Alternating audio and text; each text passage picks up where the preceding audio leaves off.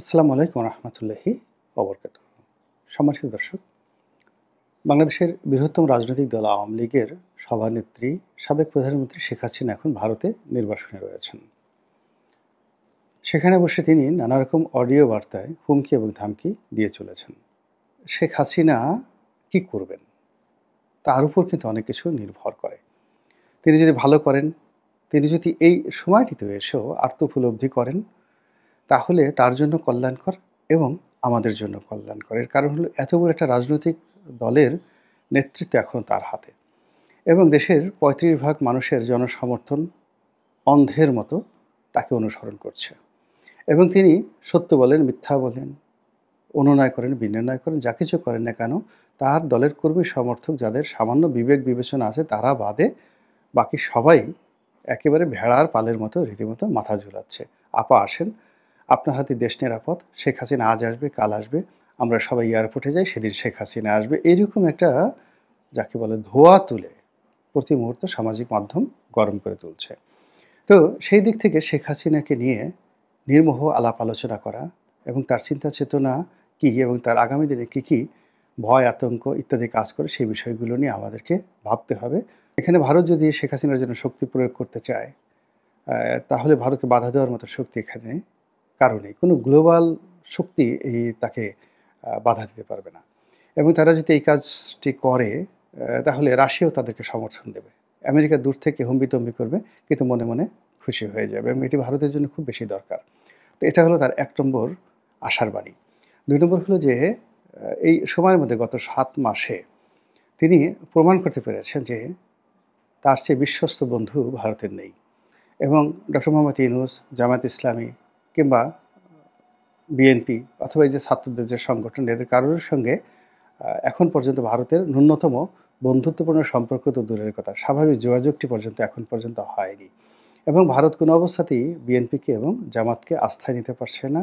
তারা এখনও পর্যন্ত বিকল্প হিসেবে আওয়ামী লীগের কথাই চিন্তা করছে। এখন শেখ হাসিনা বিহীন বা শেখ হাসিনা সহ এটি পরের বিষয়। তারা এখনও পর্যন্ত আওয়ামী লীগের ব্যাপারে যে দৃঢ়তা তারা দেখাচ্ছে এবং নির্বাচনে আওয়ামী লীগবিহীন নির্বাচন হবে না, এই ব্যাপারে তারা যে চাপ প্রয়োগ করছে বিভিন্ন অ্যাঙ্গেল থেকে, এটি শেখ হাসিনার জন্য দ্বিতীয় সফলতার কথা। তৃতীয়ত হলো বর্তমান সরকারের ব্যর্থতা। বর্তমান সরকারের সীমাহীন ব্যর্থতা তাকে উল্লসিত করছে, তাকে আশান্বিত করছে এবং তাকে ফিরে আসার জন্য স্বপ্ন দেখাচ্ছে। ৪ নম্বরে যেটি রয়েছে সেটি হলো তার উন্নয়ন কর্মকাণ্ড। এখন দিন যত যাচ্ছে মানুষ তার এই উন্নয়ন কর্মকাণ্ডের কথা স্মরণ করছে।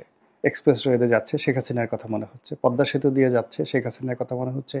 মেট্রো রেলে চড়া হচ্ছে, শেখ হাসিনার কথা মনে হচ্ছে, ইত্যাদি আরও অনেক কিছু। কিন্তু এর পেছনে যতই দুর্নীতি অনিয়মের কথা আমরা বলি না কেন, পাবলিক কিন্তু সেই কথাগুলো খাচ্ছে না।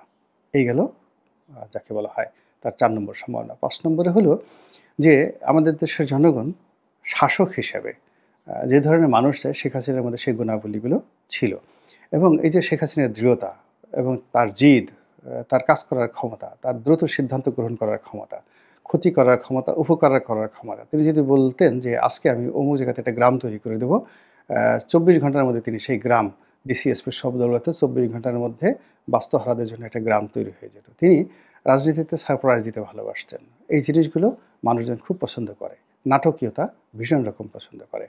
এটি হলো তার ৬ নম্বর। আর ৭ নম্বর হলো তার যে সঙ্গী সাথী তিনি তৈরি করে ফেলেছিলেন ব্যবসা বাণিজ্য, শিল্প, সাহিত্যে। এরা সবাই এই গত ৭ মাসে সিমেন্টেড হয়ে গেছে। তারা বুঝতে পেরেছে যে আওয়ামী লীগ ছাড়া তাদের কোনো গতি নাই। তাদেরকে মরে যেতে হবে, অস্তিত্ববিহীন হয়ে পড়তে হবে, অথবা আওয়ামী লীগকে সাহায্য এবং সহযোগিতা করে তাদেরকে সেই আওয়ামী লীগের সাথেই থাকতে হবে। এই জিনিসগুলো তারা কিন্তু এখন মনে করছে ব্যবসায়ীরা।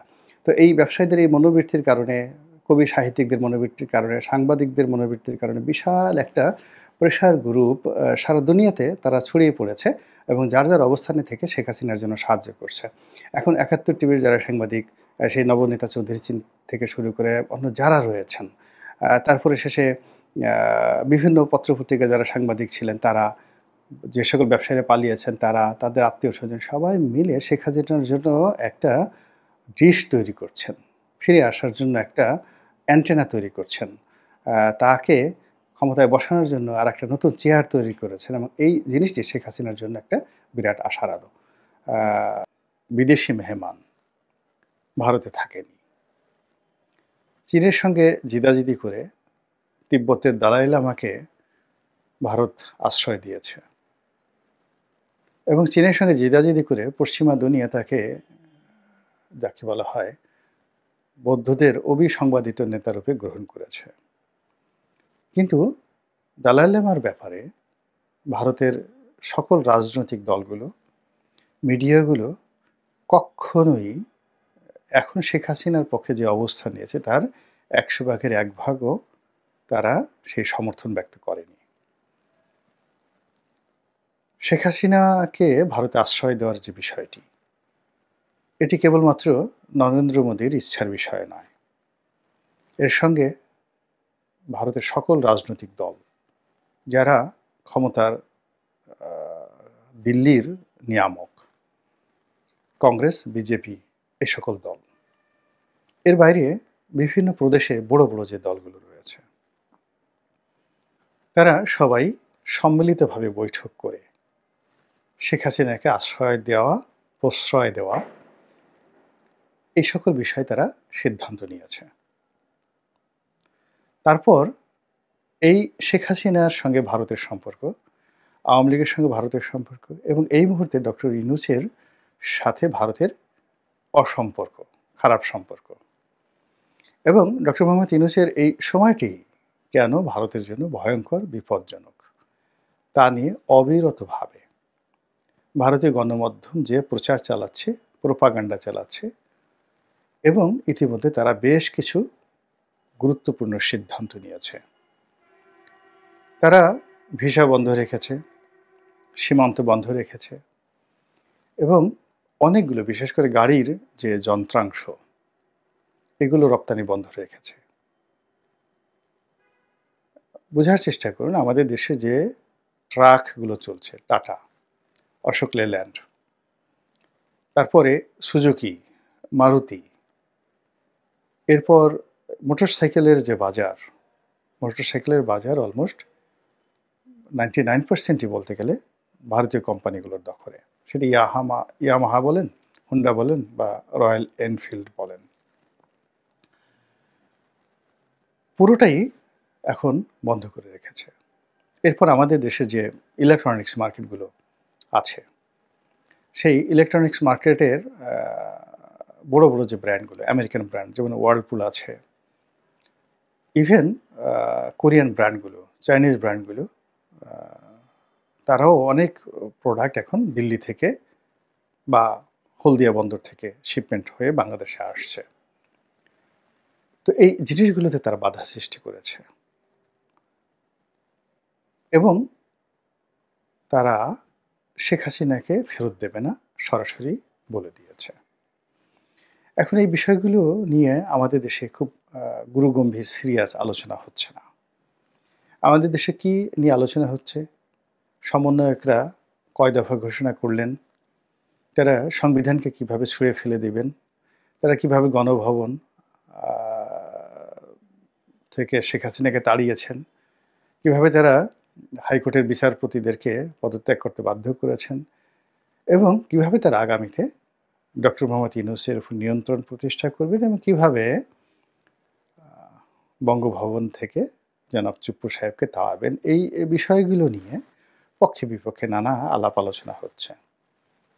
এর বাইরে কিছু অতিরিক্ত কল্পনাপ্রসূত বিষয় নিয়ে আলোচনা হচ্ছে। পাকিস্তানের সঙ্গে বাংলাদেশের সম্পর্ক এবং পাকিস্তানের সাহায্য নিয়ে, সহযোগিতা নিয়ে আমরা কিভাবে ভারতকে মোকাবেলা করব, আমাদের মিলিটারি শক্তি কি করে ভারতের সাথে ভবিষ্যতে যুদ্ধ করবে এবং আমাদের ইয়াং ফোর্স তাদেরকে মিলিটারি ট্রেনিং দিয়ে কিভাবে ভারতের মুখোমুখি আমরা দাঁড় করাবো, এগুলো নিয়ে রিটায়ার্ড আর্মি অফিসারদের মধ্যে অনেক নামকরা জেনারেল তারা প্রতিনিয়ত বক্তব্য দিচ্ছে এবং বাংলাদেশে কালেমার পতাকা, লা ইলাহা ইল্লাল্লাহু মুহাম্মাদুর রাসূলুল্লাহ, এই কালেমার পতাকা উড়ছে পথ করে এবং ফিলিস্তিনি জনগণের পক্ষে এখানে যুদ্ধ করার জন্য একটা বিরাট জনমত তৈরি হয়ে গেছে এবং যারা ধর্মীয় সংগঠন রয়েছেন তারা নিজেরা আলোচনা করছেন যে আল্লাহ রাসূল হুজুর পাক সাল্লাল্লাহু আলাইহি ওয়াসাল্লাম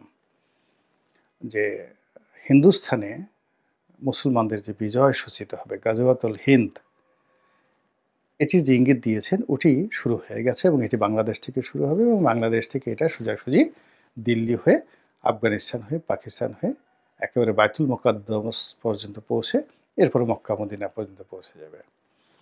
তো বোঝার চেষ্টা করুন 18 কোটি মানুষের মধ্যে যদি এটা বিরাট অংশ এইভাবে চিন্তা ভাবনা করে তাহলে কি পরিণত হতে পারে। অবাক করার ব্যাপার হলো যে একটা সময় মধ্যযুগে পৃথিবীর সবচেয়ে বড় একটা সাম্রাজ্য মুসলমানরা প্রতিষ্ঠা করেছিল মধ্য এশিয়াতে, যেটির নাম ছিল খাওয়ারেজম ডাইনেস্টি। ওই সময়টাতে তারা ছিল পৃথিবীর 1 নম্বর যাকে বলা হয় পরাশক্তি, আজ আমেরিকার মতো। আজকে রাশিয়ার একটা বিরাট অংশ, সমগ্র মধ্যপ্রাচ্য, ইরান, এরপর চীনের বিরাট অংশ। এই যে এখনকার যে উইঘর মুসলিম দেখেন, এই পুরো এলাকাটা খাওয়ারেজম ডাইনেস্টির আন্ডারে ছিল। তো এই খাওয়ারেজমদের সঙ্গে যখন যুদ্ধ শুরু হলো, যাকে বলা হয় চেঙ্গিস খানের, এবং চেঙ্গিস খান যখন আক্রমণ করলেন তখন এই যে ইলিউশন, বেশিরভাগ খাওয়ারেজম সৈন্য, অর্থাৎ মানে শুধুমাত্র রাজধানী যে কাশগড়, সেখানে তাদের যে সৈন্য ছিল সেই সৈন্য যদি খালি অস্ত্র হাতে তুলে নিত, সঙ্গে সঙ্গে কিন্তু উইদিন 4-5 ঘন্টার মধ্যে চেঙ্গিস খানের বাহিনী শেষ হয়ে যেত। তখনও পর্যন্ত চেঙ্গিস খান কিন্তু ওইরকম কোনো গ্র্যান্ড ভিক্টরি করেনি। খাওয়ারেজম ডাইনেস্টির বিরুদ্ধে তার প্রথম যুদ্ধ জয় তাকে গ্র্যান্ড ওয়ারিয়ার হিসাবে প্রতিষ্ঠিত করেছিল। এবং সেখানে মধ্যযুগের সেই যে মুসলিম যারা জনগণ ছিলেন, এবং ওই যে কাশগড় যে শহরটি চারিদিক দিয়ে তখন ওয়াল দিয়ে ঘেরাও করা ছিল, তারা সবাই বিশ্বাস করতেন যে ইয়াজুজ এবং মাজুজ যে সম্প্রদায়, তারা যে বের হয়ে এসে তাদেরকে আক্রমণ করতে পারে যে কোনো সময়। এই কথাটা মনে মনে তাদের একটা বিশ্বাস ছিল, এবং বিশ্বাসের কারণে যখন চেঙ্গিস খান এখানে এলো, এটা একটা অভাবিত বিষয় ছিল। তারা কল্পনাও করতে পারেনি যে এত বড় একটা সাম্রাজ্য আমেরিকাতে যদি এখন এই মুহূর্তে ভুটান আক্রমণ করে আমেরিকা দখল করে ফেলে, ঠিক ওইরকম একটা ঘটনা ঘটেছিল। তো যখনই সেই তাদের ওয়ালের কাছাকাছি পৌঁছে গেল, তখন তারা মনে করলো যে এরা ইয়াজুজ এবং মাজুজের আক্রমণের শিকার হয়েছে। ভয়ে সবাই তলোয়ার ছেড়ে যার যার মতো করে পালানো শুরু করলো। তো মানুষ যখন এই কল্পনা দ্বারা পরিচালিত হয়, তখন সেখানে অনেক বিপদ এবং বিপত্তি কাজ করে। তো এই মুহূর্তে আমাদের বাংলাদেশে ইসলামী আন্দোলন, ইসলামী খেলাফত, তারপরে শেষে ইসলামী হুকুমাত, দিল্লি দখল, দিল্লি বিরোধিতা, ভারত বিরোধিতা, এই সমস্ত নিয়ে যে সকল প্রচার এবং প্রোপাগান্ডা হচ্ছে, তার 0.01% কোনো বাস্তবতা নেই, কোনো কিছুর বাস্তবতা নেই। শুধুমাত্র কল্পনা থেকে, আপনার ইচ্ছা মতো আপনি কল্পনা করছেন, গান কবিতা রচনা ওভাবেই হচ্ছে। বাস্তবতা হলো যে আমরা যখন এরকম কল্পনা করছি দিল্লি দখলের, দিল্লির সঙ্গে যুদ্ধ করার, তখন দিল্লি কিন্তু বসে নেই। তারা এটা খুব সিরিয়াসলি গ্রহণ করেছে, ভেরি ভেরি সিরিয়াসলি গ্রহণ করেছে। এবং তারা যেভাবে রণবাদ্য বাজাচ্ছে, যেভাবে প্রচারণা করছে, এবং যেভাবে পুরো বিষয়টিকে নিজেদের অস্তিত্বের তারা যাকে বলা হয় ভিত্তিমূল হিসেবে গ্রহণ করেছে, তা যদি আমরা এখনও বিচার না করি, বিশ্লেষণ না করি, তাহলে আগামীতে আমাদের জীবনে ওই যে খায়রুজমের যে মুসলিম ডাইনেস্টি, তাদের যে অবস্থা হয়েছিল ঠিক তদ্রূপ অবস্থা হবে। এখন শেখ হাসিনার ব্যাপারে ভারতের কিন্তু খুব বেশি যাকে বলা হয় আগ্রহ ছিল না।